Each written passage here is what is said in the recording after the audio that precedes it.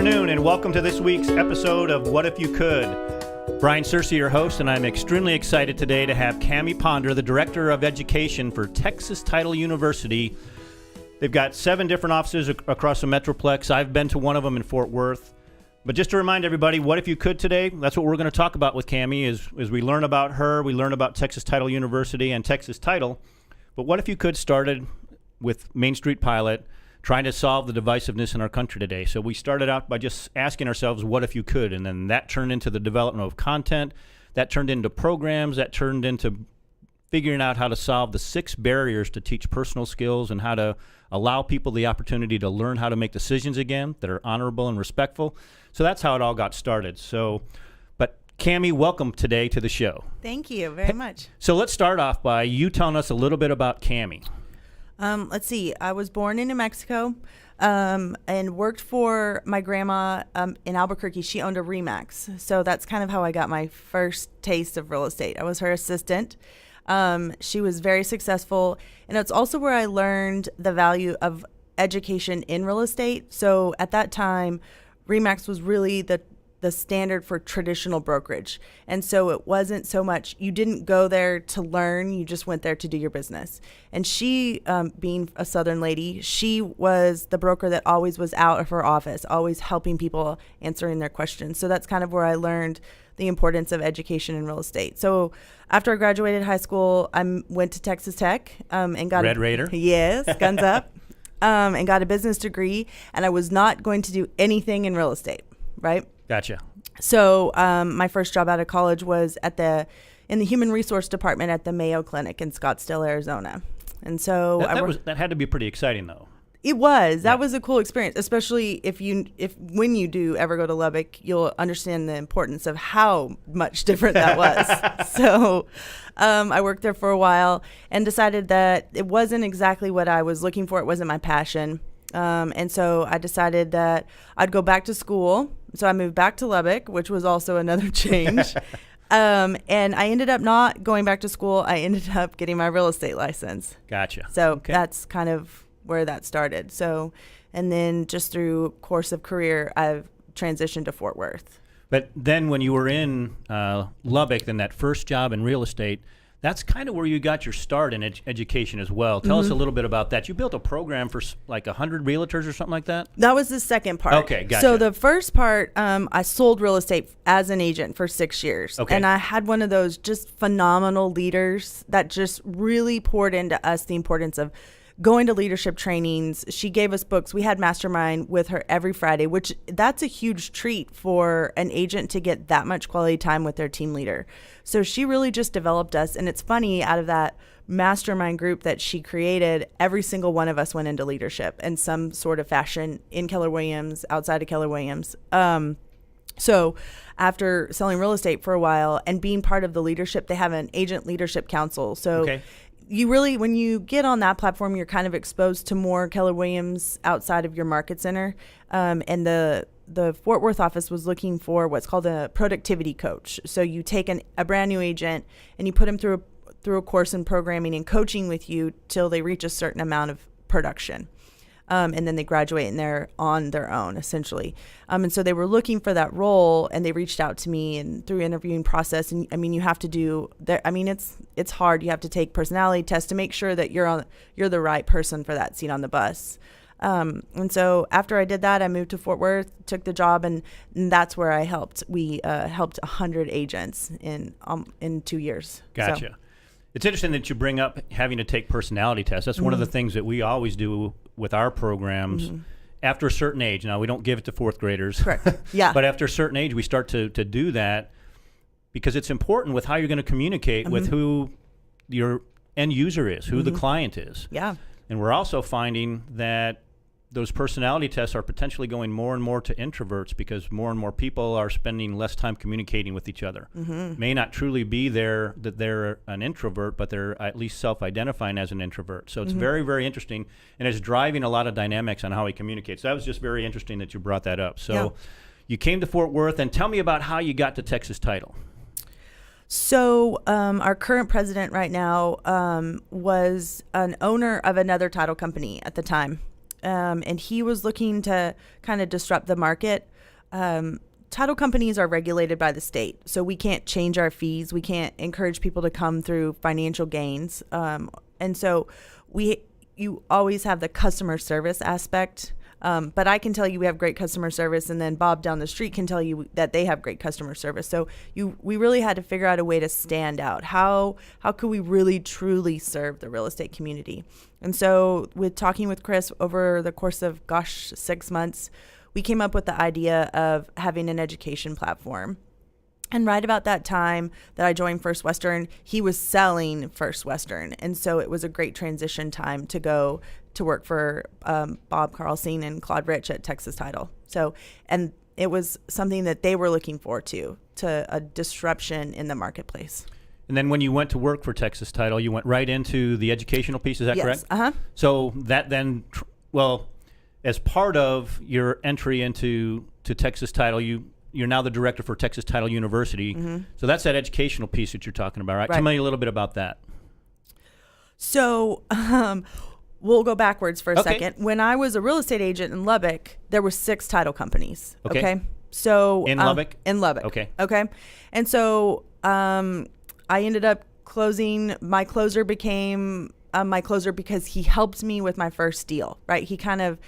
He knew I was a new agent. He kind of held my hand. He stitched a deal together for me that was really falling apart at the end. And he built my loyalty because he showed that he invested his time in me, and that his end result was the same end result as mine was, is I wanted a commission check in my bank account, right? Right.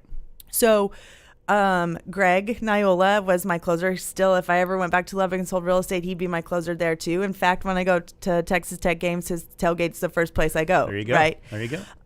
But through that experience, I learned that loyalty was important in this business, and it's not a huge character that people carry around. Loyalty is not something that's common in this industry. But I was loyal to him because he invested time in me. He educated me on the situation, on the education part of real estate. So there wasn't this thing called business development in Lubbock because there was only 6 title companies. And so I moved to Fort Worth, and all of a sudden these title reps, these marketing reps are flooding my office because they want time. They want to get on my calendar. They want time with my new agents. And it was lunch here, happy hour here, blah, blah. And I had never experienced that before, right? I had been successful as an agent without all of this. So I was just blown away by the amount of, kind of like false catering, false help that you were getting from these marketing reps. And so I tell people all the time, the reason that I really wanted to do the education piece is because we're not here to help your belly line. We're here to help your bottom line. And so that's kind of like that was the foundation of what are we going to do different and how is it going to look? And so that's what we came up with, was the education piece. If I can spend time cultivating a platform, working with people like you, bringing in knowledge and training and something unique that's going to help that person either A, in life or business, then I've helped their bottom line. And right. I've built, hopefully, like Greg did for me, I've built loyalty. Well, that's a great point. And one of the things that we talk about at Main Street Pilot is that all of the tools that we talk about, whether we're talking to somebody in a school or we're talking to a corporation to help them have a common language that can be used throughout the entire corporation, so the leadership now can communicate with all the employees. That transitions not just with what they do at work or what they do if it's a student at school. We all operate in 3 different spheres: your work sphere, your personal sphere, and your social sphere. Right. And if you establish a bad behavior and you have that very high level insincerity that you have going forward, and that's how people see you, that's going to carry over not just in your work life, but in all of the other lives. Or if you're asked to lie or do something unethical, that becomes the slippery slope. It becomes that bad behavior, and you start using it in all 3. So that's very, very eye-opening, not eye-opening. I'm not surprised after having some time talking to you and learning a little bit about Texas Title and Texas Title University, that's the philosophy that you guys use. You're developing the whole person and not just making everybody that comes into your university necessarily a better realtor or a better closer at a title company. You're working on the whole person, which is awesome. Is awesome. So, you and I met I was very fortunate to come and speak to at one of your breakfasts at Texas Title University about how we talk to and how we deal with millennials, the younger millennials and the Generation Z. Talked about how they're totally different than people my age, people your age. What is important to them, how we communicate with them is totally different. What were your thoughts on that? Because we had a great conversation coming in, and you really hit a big piece about that it's not just one-sided, it's actually both sides. So what were your thoughts on that? Well, the material was great, and I can always gauge when the audience appreciates it too by the questions and the conversation. I think you had finished your presentation, and it went on for another 15 minutes because everyone started chiming in and asking questions and then kind of sharing their experiences. And so those are always how I know that was a hit. We did a good job. We brought in something that was of value. And so it started a conversation out after you left, and then with a couple other people that are kind of focusing on this same thing of, working with millennials. How do you work with millennials? How do you work with millennials? And we kind of were like, well, but how do millennials work with us too, right? So we're adapting and we're implementing these new programs. Like I have a friend who works for a large company in Fort Worth, and now they have these kind of like bucket fill things, and so now you have to give stars to people to make them feel appreciated. And it's interesting. So we're accommodating millennials, but at the same time, we're still here working. So how are they learning? How are they adapting to the systems that we've been working with for years, right? So it's a two-way street. It can't be we're going to learn everything that we need to do to make you completely happy. Like this has to be a learn and learn. No, absolutely. And that's what we talked about right before we came in here, that it is important for people my age and people that didn't learn and don't assimilate the same way that millennials and Generation Z do. We need to know how they go about doing things, because you and I were talking, they learn differently than you and I did. Everything's done in micro-learning. It's all done in YouTube bites. It's all done in podcasts. That's how my 15-year-old does not watch television. Everything is done on a computer, on a laptop, on her iPad, or on her phone. So that is how they learn, but they're also some of the smartest people because they have access to so much information. But what is missing are the personal skills that we talked about so that they can understand how to interact with their bosses, with other employees, with clients. So it is a two-way street, and that's why the programs have to be not just to educate people like realtors or title or leaders in companies on how to communicate to millennials, but we have to have the programs for the millennials and the Generation Z so that they understand what is expected of them. So it's that combination. They need to understand responsibility.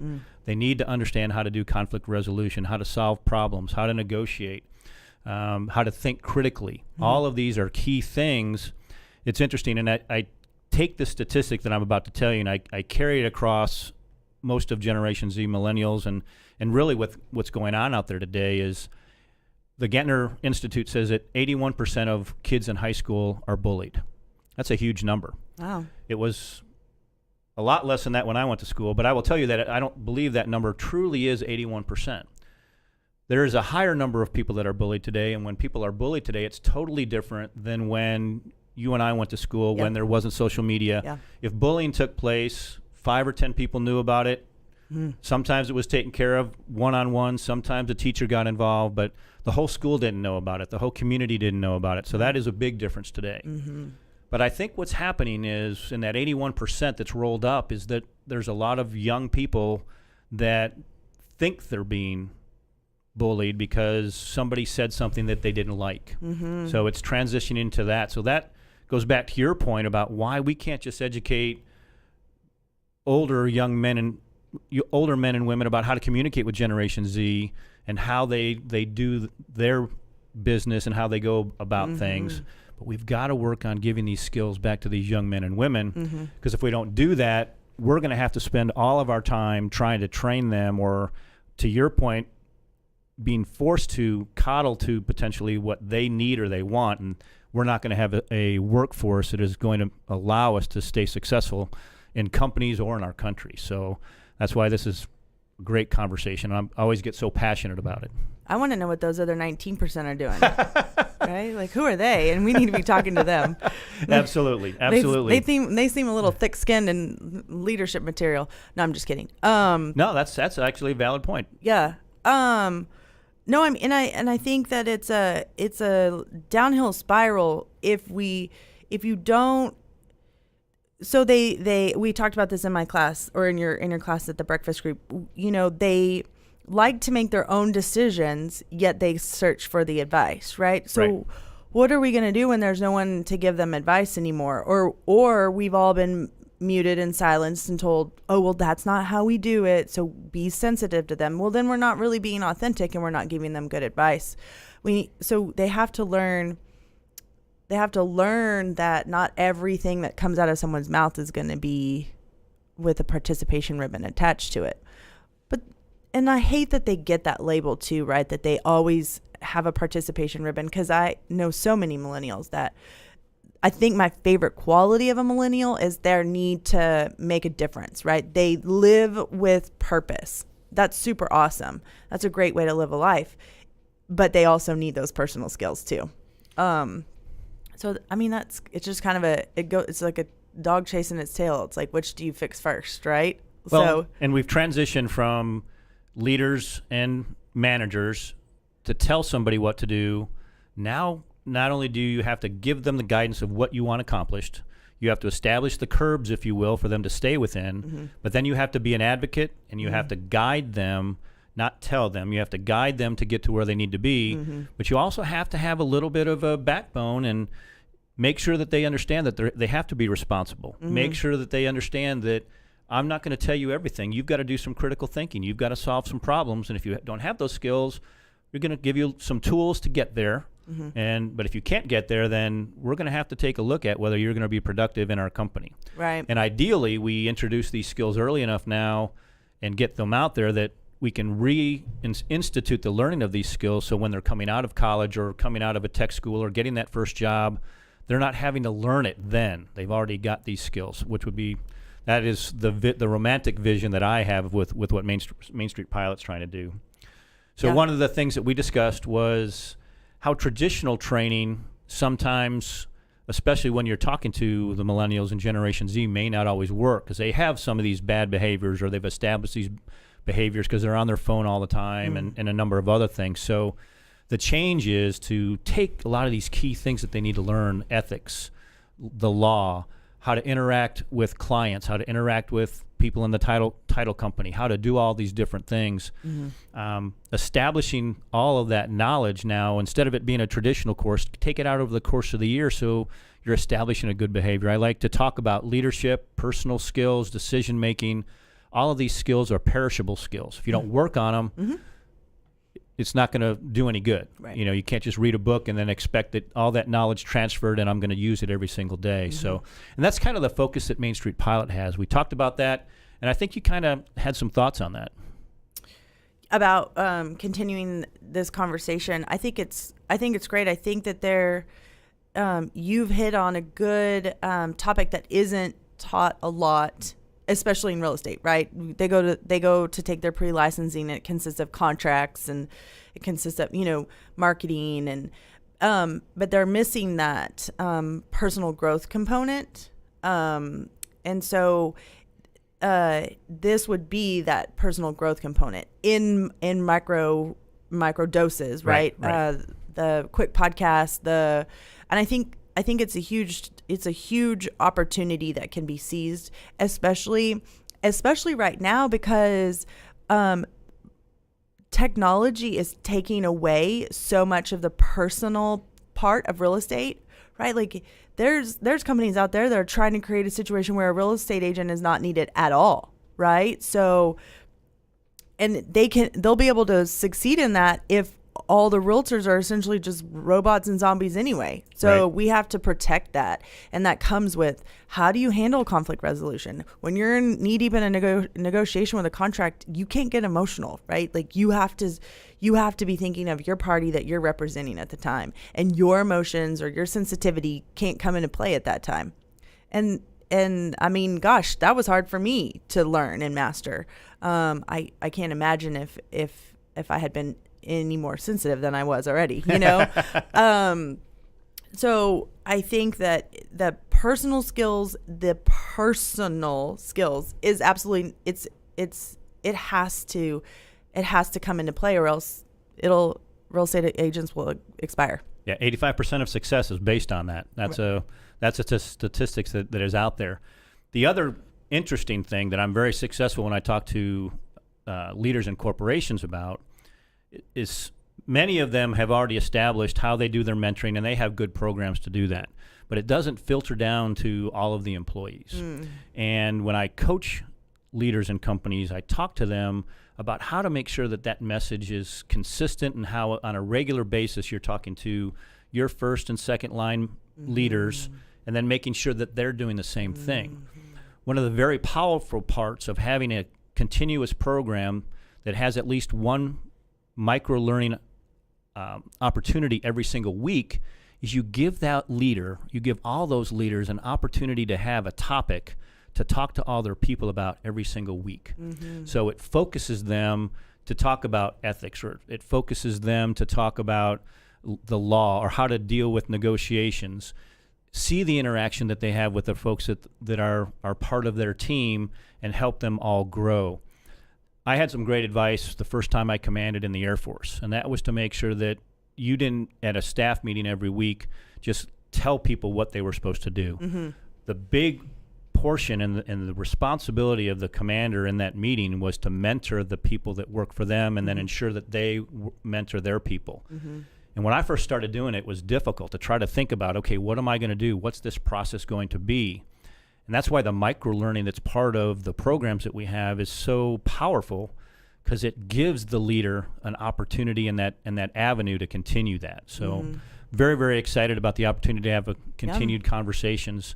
So tell us, how can people find out about Texas Title and Texas Title University, and how you guys can help them? Well, you can find us, you can go to texastitle.com /university.